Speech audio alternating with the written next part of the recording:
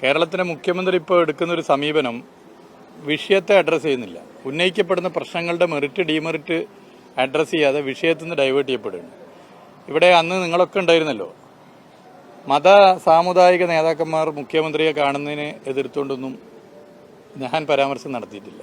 കേരളത്തിലെ വിവിധ സാമുദായിക സംഘടനകളുണ്ട്, അതിൻ്റെ നേതാക്കളുണ്ട്. അവർ മുഖ്യമന്ത്രിയെ കാണുകയും മതസാഹോദര്യത്തിനും സമൂഹത്തിൻ്റെ പൊതു നന്മക്കും വേണ്ടിയുള്ള നിലപാടുകൾ പരസ്പരം ചർച്ച ചെയ്യുകയും ചെയ്യുന്നത് നല്ല കാര്യമാണ്. എന്നാൽ ഇവിടെ വിദ്വേഷ പ്രചാരകരെന്ന ബ്രാൻഡ് ചെയ്യപ്പെട്ട ആളുകളുണ്ട്. അവർക്ക് വെള്ളപൂശാൻ വേണ്ടി ഒരു കാര്യമില്ലാതെ നമ്മുടെ അക്കൗണ്ടിൽ അതിന് മറുപടി പറഞ്ഞു എന്ന് മാത്രമായിട്ട് അതിനെ കാണാൻ വേണ്ടി പറ്റൂ.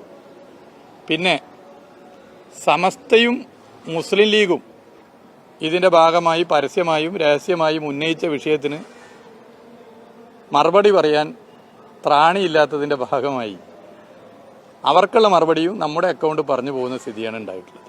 ഇവിടെ വിഷയം എന്താ? ഇവിടെ ഞങ്ങൾ ഉയർത്തിയ വിഷയം സർക്കാർ പ്ലീഡർ നിയമനമാണ്. ABVPയുടെ നേതാവ് ഉൾപ്പെടെ BJPയുമായി ബന്ധമുള്ളവരെ എങ്ങനെ ജുഡീഷ്യറിയിൽ, കോടതിയിൽ സ്റ്റേറ്റ് ഗവൺമെൻറ്റിൻ്റെ വോയിസ് ആയിട്ടുള്ള പ്ലീഡർ നിയമനത്തിൻ്റെ ഭാഗമായി നിശ്ചയിക്കപ്പെട്ടു. ഇത് വളരെ പ്രധാനപ്പെട്ട ഒരു വിഷയമാണല്ലോ.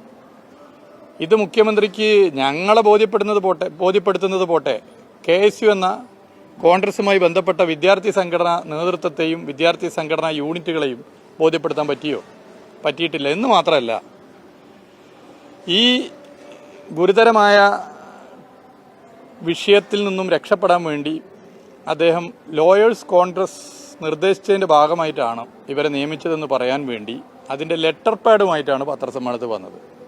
ഇത് സത്യപ്രതിജ്ഞ ലംഘനമല്ലേ? ഭീതിയോ പ്രീതിയോ സ്വജനപക്ഷപാതമോ ഒന്നുമില്ലാതെ നീതിക്ക് വേണ്ടി നിലകൊള്ളുമെന്ന് സത്യപ്രതിജ്ഞ ചെയ്ത കേരളത്തിൻ്റെ മുഖ്യമന്ത്രി ഇവിടെ സത്യപ്രതിജ്ഞ ലംഘനം നടത്തിയിരിക്കുകയാണ്. ലോയേഴ്സ് സംഘടനകളുടെ ലിസ്റ്റിൽ നിന്നാണോ പ്ലീഡർമാരെ തീരുമാനിക്കുക? പ്ലീഡർമാരെ തീരുമാനിക്കുന്നതിന് അഡ്വക്കേറ്റ് ജനറൽ കാര്യങ്ങൾ ചെയ്യുന്നതിന് പകരം സംഘടനയുടെ ലെറ്റർ പാഡ് നോക്കി പ്ലീഡർമാരെ നിശ്ചയിക്കുന്നു എന്ന് പറയുന്നത് ഗൗരവമേറിയ പ്രശ്നമല്ലേ? വളരെ ഗൗരവമേറിയ പ്രശ്നമാണ്. ഇതിൻ്റെ ഭാഗമായി കേരളത്തിൻ്റെ മുഖ്യമന്ത്രി ഇന്നലെയും അടിസ്ഥാനരഹിതമായ കാര്യങ്ങൾ പറഞ്ഞു. പ്രതിപക്ഷ നേതാവ് തലയിൽ മുണ്ടിട്ട് മസ്കറ്റ് ഹോട്ടലിൽ ചർച്ച ചെയ്തതുപോലെയല്ല ഞാൻ ചർച്ച ചെയ്തതെന്നാണ് പറഞ്ഞത്. മസ്കറ്റ് ഹോട്ടലിൽ അന്നത്തെ ചർച്ച എന്തായിരുന്നു എന്ന് എല്ലാവർക്കും അറിയാം. തലസ്ഥാനത്ത് BJPയും RSSും CPIയും തമ്മിലുള്ള സംഘർഷത്തിന് പരിഹാരം കാണാൻ മുഖ്യമന്ത്രി നേരിട്ട് വിളിച്ചു ചേർത്ത യോഗമാണ്. ആ യോഗത്തിന് എല്ലാ ഈ പറയുന്ന പ്രസ്ഥാനങ്ങളുടെ നേതാക്കന്മാരുണ്ടായിരുന്നു. അന്ന് CPIഎമ്മിൻ്റെ സംസ്ഥാന സെക്രട്ടറി കോടിയേരി ബാലകൃഷ്ണൻ പിന്നീട് മാധ്യമപ്രവർത്തകരെ കണ്ടതാണ്. മുഖ്യമന്ത്രി തന്നെ പിന്നീട് മാധ്യമപ്രവർത്തകരെ കണ്ടതാണ്. ഇതെല്ലാവർക്കും അറിയുന്ന കാര്യമാണ്.